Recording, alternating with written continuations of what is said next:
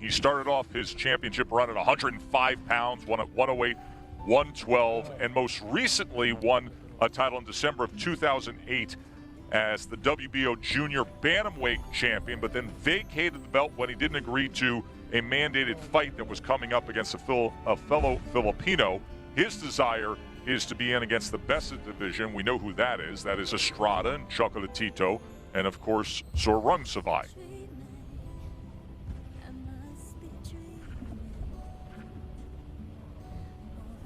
Nietes is a seasoned veteran.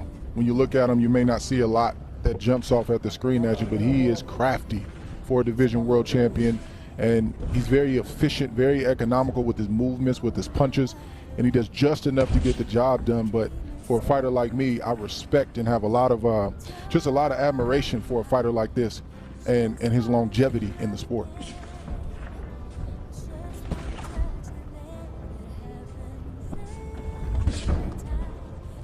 It's our co-feature, scheduled for 10. Before we get to the world title fight of Herring and Frampton. Fanless atmosphere here at Caesars Palace Blue Waters. It's a massive entertainment facility, but they have built this bubble. It's like an igloo, the rotunda they call it, right on the shore, looking back at the city of Dubai.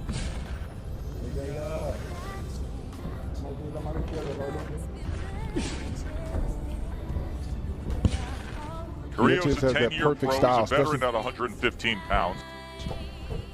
He's fought mostly in his native Colombia. 26 times he has fought in Colombia. 25-7-1 mark.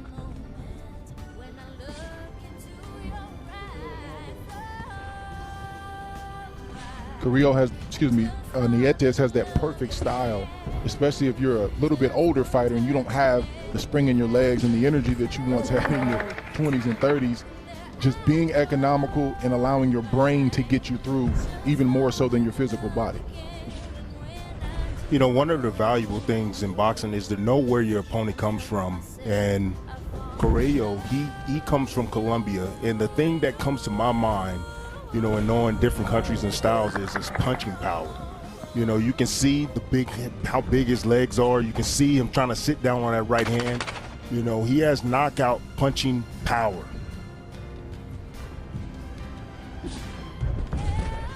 Right. 42 wins over his career. 38 years old, 23 knockouts. And, you know, they're looking for knockouts. They love the action.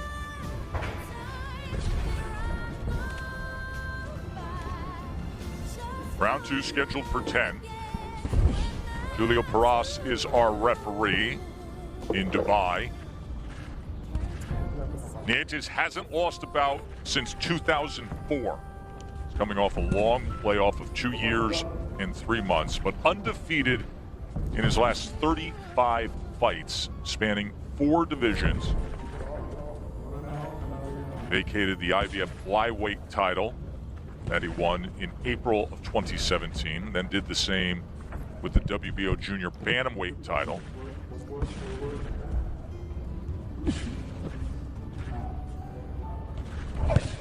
Sometimes, Joe, for an older fighter, a layoff can be problematic, but sometimes it's just an opportunity to rest those older bones, those muscles, especially if that older fighter stays in shape and is constantly working. Sometimes that layoff can be good, and it's not always a bad thing.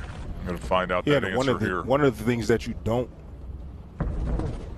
that's one of the things that you, as an older fighter, you have a lot of experience. Nietes has a ton of experience, and you can see how savvy he is in that ring, you know, setting up the younger fighter in Carillo.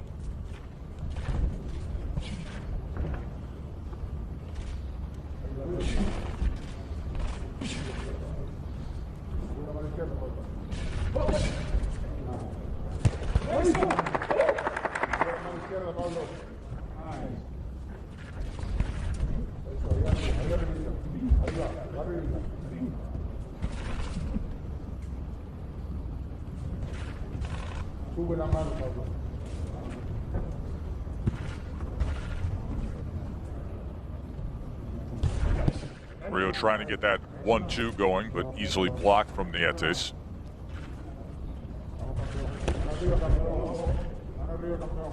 Nice uppercut right there from Nietes.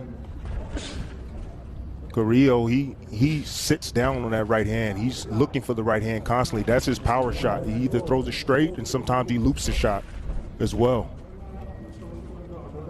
Carillo himself coming off a layoff of 20 months. His last fight was August of 2019.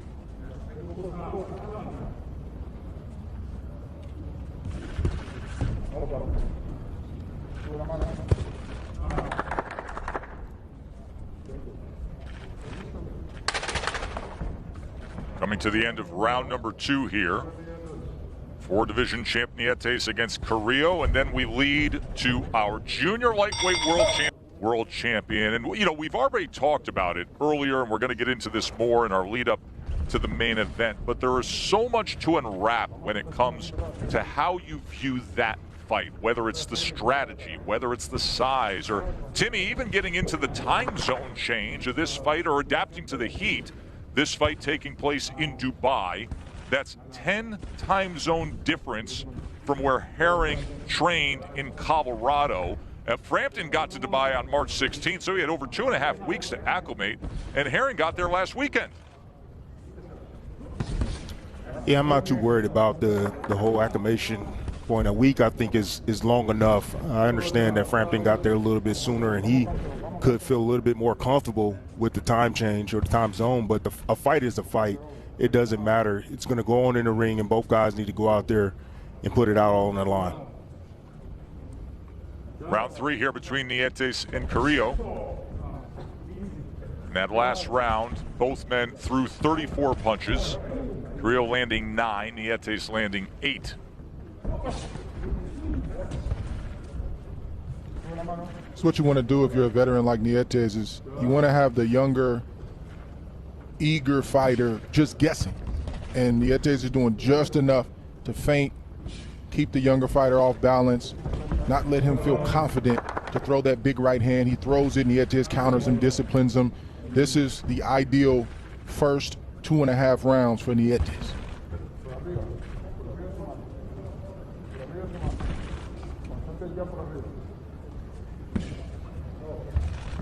And if you're Carillo, you can't play that game. You have to press the envelope when you want to press the envelope and rest when you want to rest. You can't play the old Mongoose's game because he'll lose that one. Well, it's very interesting. Nietes, you know, is having his way early. I would think that Carillo would have his way early and Nietes would have more of his opportunity later in this fight. But that's not the case right now. So things are looking pretty badly for Carillo right now.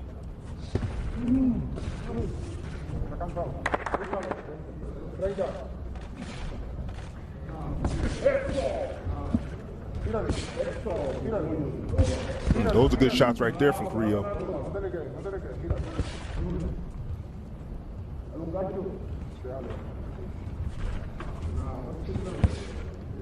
See that half step back right there from Nietes? It's hard to catch that if you're at home, but that's a lot. That keeps a strong fighter like Carillo guessing.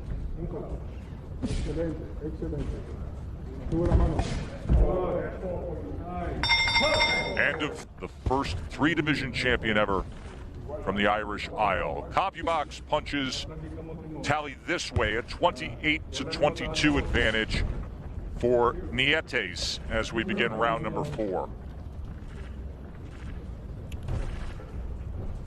Look, Mark, I went over to England. I didn't get acclimated.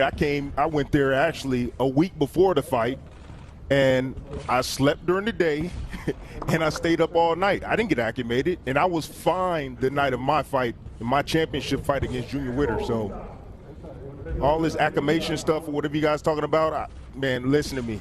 A fight is a fight, period. Doesn't matter what time it is.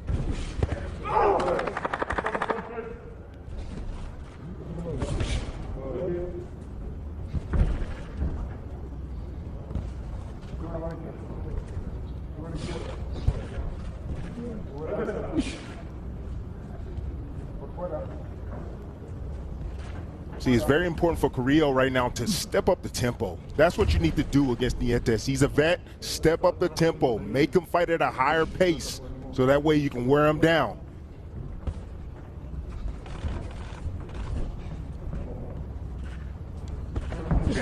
Yeah, because right now Carillo's trying to play chess with a master chess player.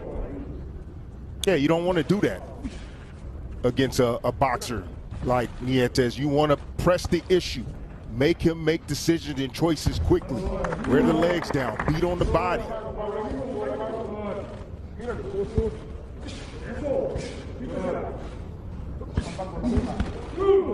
Now the insider two-punch combination from Nietes, and Carillo immediately fires back. Give him a little wide with that right hand. Guys.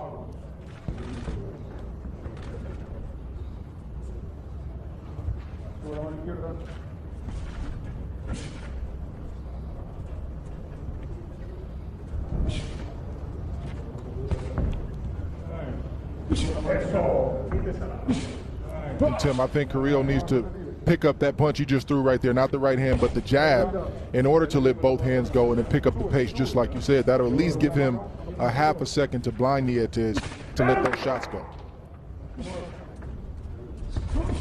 To this point, he's thrown 70 jabs and he's landed 10. And to your point, Dre, not only does he need to throw that jab to the head, he also needs to change levels with it and drop it downstairs if he wants to catch Nietes with that looping right hand that he's been looking for all night.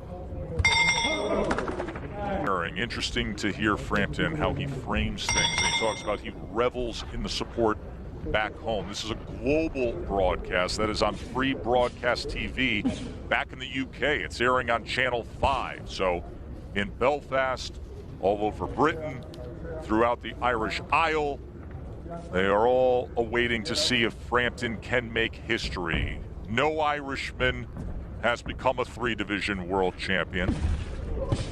He's one of 7 from Northern Ireland to win what is a widely recognized boxing world championship. And here he is now, having first won a championship at 122 pounds, trying to do so at 130 pounds. Herring's 5'10". Frampton is 5'5", and of course Herring has the reach advantage as well, and that'll be something we focus in on right from the start in our world title fight that is coming up right after this co-feature between Nietes and Carillo.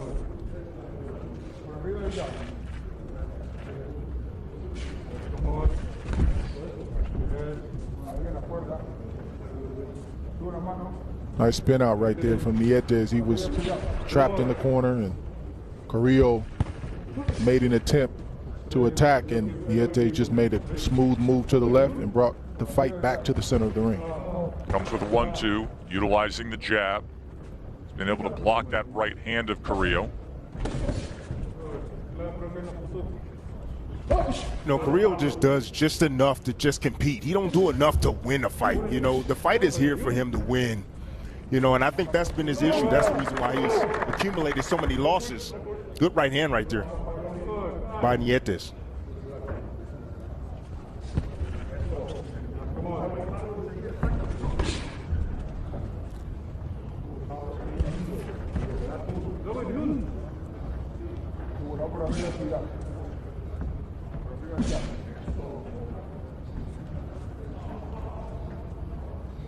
I just don't want to put the burden on Carillo to jab more. I think Nietes can also jab more. He's very economical, like we've been saying. He likes to throw hard shots when he feels like he has you hurt or when he has a clean opening, but he can also have more success offensively if he uses more of the left hand.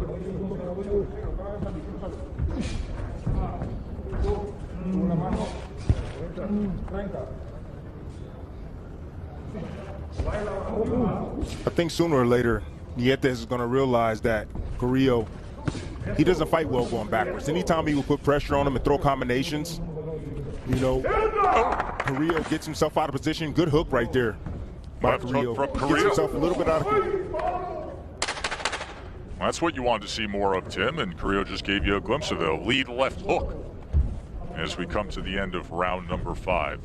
Do want to show you what happened earlier.